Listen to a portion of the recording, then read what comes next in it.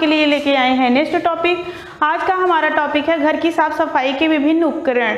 तो हम इस टॉपिक में जानेंगे कि घर की साफ सफाई के विभिन्न उपकरण कौन कौन से हैं जिनके माध्यम से हम घर की साफ सफाई कर सकते हैं।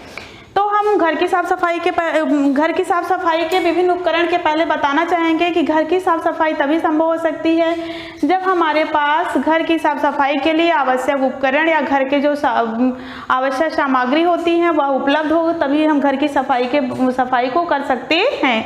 तो घर की साफ सफाई की जो सामग्री है उसको हमने यहाँ पर 4 भागों में बांटा है। 4 भागों में बांटकर हम घर की बेहतर सफाई कर सकते हैं। तो आइए हम इस टॉपिक पर चर्चा करते हैं। हमने यहाँ पर लिखा हुआ है कि घर की साफ सफाई के लिए आवश्यक सामग्री। तो घर की साफ सफाई के लिए आवश्यक सामग्री जो है वो निम्नलिखित है। जैसे नंबर 1 है पुराने कपड़े। हम पुराने कपड़ों के माध्यम से घर की बेहतर सफाई कर सकते हैं, जिसमें हमारा फर्स्ट पॉइंट है घर की सूखी सफाई। घर की सूखी सफाई भी बहुत करना आवश्यक होता है। जैसे हमारे गेट हैं, हमारा मेज है, तो यहाँ कुल क्या है कि धूल मिट्टी जमी हुई होती है। तो धूल मिट्टी को हटाने के लिए हमें सूखे कपड़ों की आवश्यकता होती है। ये जो सूखे कपड़े हो मुलायम होने चाहिए, सख्त नहीं होना चाहिए, क्योंकि अगर यह कपड़ा सख्त होगा तो जो घर की धूल मिट्टी होगी उससे नहीं निकलेगी। तो घर की सूखी सफाई के लिए मुलायम कपड़ों का होना अति आवश्यक है। उसके बाद है गीले काम के लिए। गीले काम के लिए कहने का तात्पर्य है कि जैसे हमें कपड़ों की आवश्यकता पड़ती है, घर में पोछा लगाना है, फर्श की सफाई करना है, तो गीले कपड़ों की आवश्यकता होती है और गीले कपड़ों के माध्यम से हम घर की साफ सफाई या फर्श की सफाई कर सकते हैं। तीसरा है साधारण सफाई के लिए। साधारण सफाई का मतलब है जैसे हम घर में हैं और किचन में काम कर रहे हैं तो घर के बर्तन हम धुल कर रखे रहते हैं, फिर भी कभी कभी उसमें धूल उड़कर पड़ जाती है। तो साधारण सफाई में भी हमें सूखे कपड़ों की आवश्यकता पड़ती है और काम करते समय ऐसे बहुत सारे कार्यों में सूखे कपड़ों की आवश्यकता पड़ती है। जैसे हमारे हाथ में मान लो गीला हो गया और हमें हाथ को सूखा करना है, तो वहाँ पे भी हम साधारण और मुलायम कपड़ों का प्रयोग करते हैं और अपने हाथ को सूखा करते हैं। तो साधारण सफाई के लिए भी हमें कपड़ों की आवश्यकता होती है। फिर हमारा नेक्स्ट आता है ब्रश या झाड़ू। तो ब्रश या झाड़ू के माध्यम से हम विभिन्न प्रकार की सफाई कर सकते हैं। जैसे पहला है सख्त ब्रश। क्या है सख्त का? क्या है? तार का ब्रश, सख्त तिनकों का ब्रश, नारियल की सीकों वाली झाड़ू। तो तार का सख्त जो ब्रश होता है, इससे हम अपने दरी, कालीन और फर्श की सफाई करते हैं। जैसे फर्श पे कहीं पे काई लग जाती है तो वहाँ पे तार का सख्त ब्रश ही काई को हटा सकता है और उसी के माध्यम से हम काई को साफ कर सकते हैं। सख्त तिनकों का ब्रश, सख्त तिनकों के ब्रश से मतलब कहने का तात्पर्य है कि हम घर में हमारी दरी होती है, कालीन होता है, उसकी सफाई करने के लिए हमें सख्त तिनकों का ब्रश होना चाहिए, जिसके माध्यम से हम घर की सफाई कर सकते हैं। अगला है नारियल की सीकों वाली झाड़ू। सख्त कहने का तात्पर्य है कि अगर हम घर को धुलते हैं, घर की सफाई करते हैं, तो पानी को हटाने के लिए हमें नारियल के सीकों वाली झाड़ू का प्रयोग करना चाहिए या ये अति आवश्यक होता है। उसके बाद हमारा है नरम ब्रश। नरम ब्रश या झाड़ू में क्या क्या आता है? पॉलिश के लिए ब्रश, फर्श की सफाई के लिए, जालों के लिए।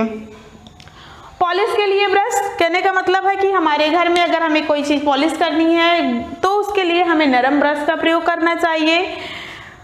फर्श की सफाई के लिए फर्श में धूल मिट्टी जमा हो जाती है तो धूल मिट्टी को हटाने के लिए नर्म झाड़ू का प्रयोग करना चाहिए और नर्म झाड़ू के माध्यम से हम धूल मिट्टी को हटाकर अच्छे तरीके से फर्श की सफाई कर सकते हैं। जालों के लिए तो घर में हमारे जाले हो लग जाते हैं, सप्ताह में एक बार हमें घर के जालों की सफाई करनी चाहिए और जालों की सफाई के लिए हमें नरम ब्रश का प्रयोग करना चाहिए, जिसमें बड़ा सा हैंडल लगा हो, जिससे हम ऊंचाई तक पहुंचकर जालों की सफाई सुविधापूर्वक से कर सकें। उसके बाद है रसोई घर के लिए ब्रश। रसोई घर के लिए ब्रश बहुत ही महत्वपूर्ण है। जैसे हमारे घर में फ्रिज की बॉटल्स होती हैं या फ्रिज होता है या सिंक होती है, इसको साफ करने के लिए हमें रसोई घर के लिए ब्रश का प्रयोग करना चाहिए। ब्रश के माध्यम से हम बॉटल की अच्छी से सफाई कर सकते हैं, सिंक की अच्छे से सफाई कर सकते हैं। तो रसोई घर के लिए ब्रश का होना भी अति आवश्यक है। उसके बाद है जूतों की सफाई के लिए हम लोग शूज पहनते हैं, तो शूज को भी साफ सुथरा रखना हमारा कर्तव्य है। तो शूज की सफाई के लिए हम नरम ब्रश का प्रयोग करते हैं, इससे शूज की मिट्टी को हटा सकते हैं। मुलायम कपड़ों का प्रयोग करते हैं, मुलायम कपड़ों के माध्यम से हम शूज की मिट्टी हटा सकते हैं तथा नरम ब्रश से हम शूज को पॉलिश करके शूज को आकर्षक और सुंदर बना सकते हैं।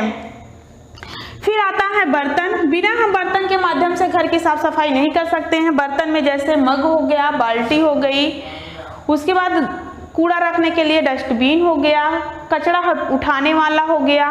तो इन सब के माध्यम से हम घर की सफाई करते हैं। तो घर की सफाई के लिए बर्तन भी एक आवश्यक उपकरण है।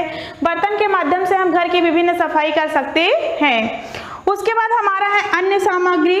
अन्य सामग्री में विभिन्न प्रकार के दाग धब्बे पड़ जाते हैं घर में, तो उन दाग धब्बों को छुड़ाने के लिए हमें घर की विभिन्न सफाई करनी चाहिए।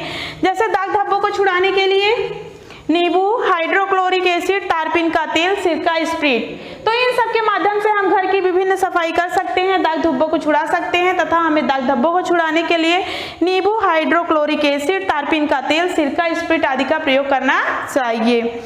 उसके बाद है साधारण सफाई के लिए। तो घर में हम साधारण सफाई के लिए साबुन, रेत, सोडा, राख, विम, नमक, क्लोरीन आदि के प्रयोग से हम घर की साधारण सफाई कर सकते हैं। उसके बाद है जीव जंतु कीटाणुनाशक। तो जीव जंतु कीटाणुनाशक हमारे घर में नालियाँ होती हैं, वॉशरूम होता है, तो उन सबकी सफाई के लिए या घर के आरी बगल बहुत सारे मक्खी मच्छर हो जाते हैं, घास बहुत पनपती है मिट्टियों में, तो उन सब की सफाई के लिए जैसे फिनाइल, हार्पिक, बाथरूम को साफ करने के लिए डीडीटी, चूना, मिट्टी का तेल आदि के माध्यम से हम घर की सफाई कर सकते हैं। उसके बाद अगला है फर्नीचर की सफाई। फर्नीचर की सफाई के लिए आजकल बाजार में बहुत सारे प्रकार के क्रीम और पेंट उपलब्ध हैं और वार्निश उपलब्ध हैं, जिनकी माध्यम से हम घर के फर्नीचर की बेहतर सफाई कर सकते हैं। और हमारा नेक्स्ट टॉपिक है सफाई के आधुनिक आवश्यक उपकरण। तो हम नेक्स्ट टॉपिक को देखेंगे इसी के अंतर्गत सफाई के आधुनिक आवश्यक उपकरण, जिसमें हमारा फर्स्ट पॉइंट है बर्तन धोने की मशीन। बर्तन धोने की मशीन में इस मशीन का प्रयोग प्रायः पश्चिमी देशों में किया जाता है। इस मशीन का एक भाग ढोल के आकार का होता है। इस भाग में जूठे बर्तन रखकर सोडा अथवा विम डाल दिया जाता है। इसके बाद मशीन को चालू कर दिया जाता है।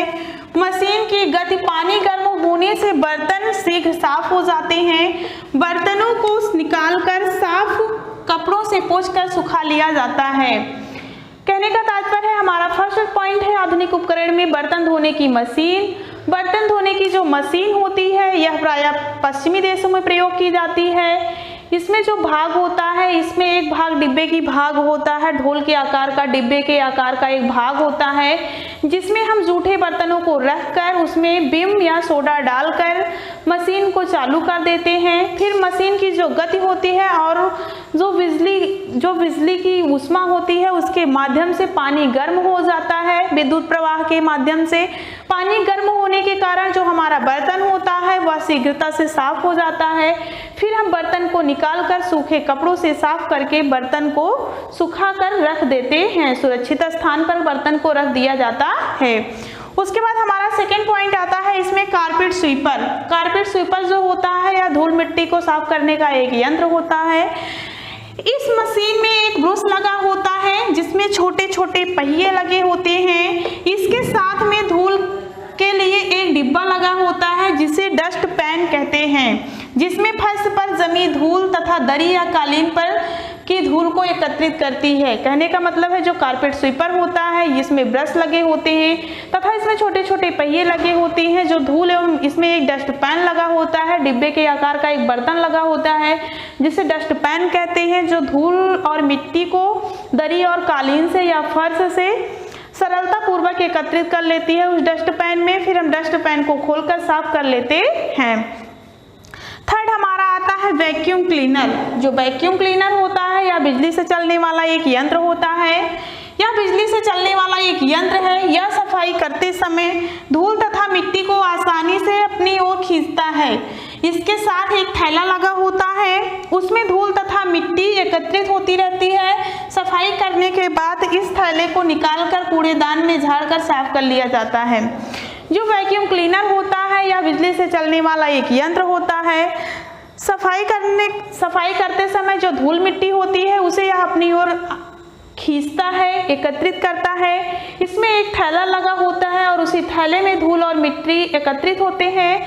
जब हम सफाई घर की कर लेते हैं तो इस थैले को निकालकर कूड़ेदान में थैले को झाड़कर साफ कर लेते हैं और फिर इस थैले को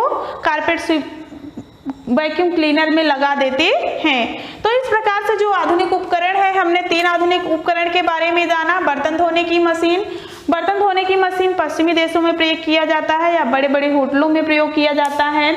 इसमें एक ढोल के आकार का भाग होता है जिसमें हम जूठे बर्तन को रखते हैं, फिर इसमें सोडा या विम को डाल करके मशीन को चालू कर देते हैं और हमारा बर्तन शीघ्रता से धुल जाता है। सेकेंड हमारा है कारपेट स्वीपर। कारपेट स्वीपर में ब्रश और छोटे छोटे पहिए लगे होते हैं और इसमें एक डस्ट पैन लगा होता है और डस्ट पैन में धूल और मिट्टी जो दरी और कालीन पर होती है वह एकत्रित होती है, जिससे हम सरलतापूर्वक सफाई कर लेते हैं। थर्ड हमारा है वैक्यूम क्लीनर। वैक्यूम क्लीनर जो होता है यह बिजली से चलने वाला यंत्र होता है। यह भी धूल और मिट्टी को अपनी ओर एकत्रित करता है। इसमें एक थैला लगा होता है, इस थैले में धूल और मिट्टी एकत्रित होती है। एकत्रित होने के बाद हम इस थैले को निकाल कर किसी कूड़ेदान में झाड़ कर साफ कर लेते हैं और फिर थैले को लगा देते हैं। इस प्रकार से हम घर की सफाई जो होती है बेहतर तथा सरलतापूर्वक कर सकते हैं, जिससे हमारे समय एवं श्रम की बचत हो सकती है। तो ऐसे आधुनिक उपकरण है जिसके द्वारा एक कुशल गृहिणी अपने घर के कार्यों को सरलतापूर्वक कर सकती है और समय को बचा सकती है तथा समय का किसी दूसरे कार्य में सदुपयोग कर सकती है, या हस्तशिल्प कलाओं का उसे ज्ञान है तो उसमें वह हस्तशिल्प कलाओं के माध्यम से कुछ धनार्जन कर सकती है। तो आशा करती हूँ कि आपको यह टॉपिक पसंद आया है। अगर पसंद आया है तो लाइक, शेयर और सब्सक्राइब करिए। हंसते रहिए, मुस्कुराते रहिए। जय हिंद, जय भारत।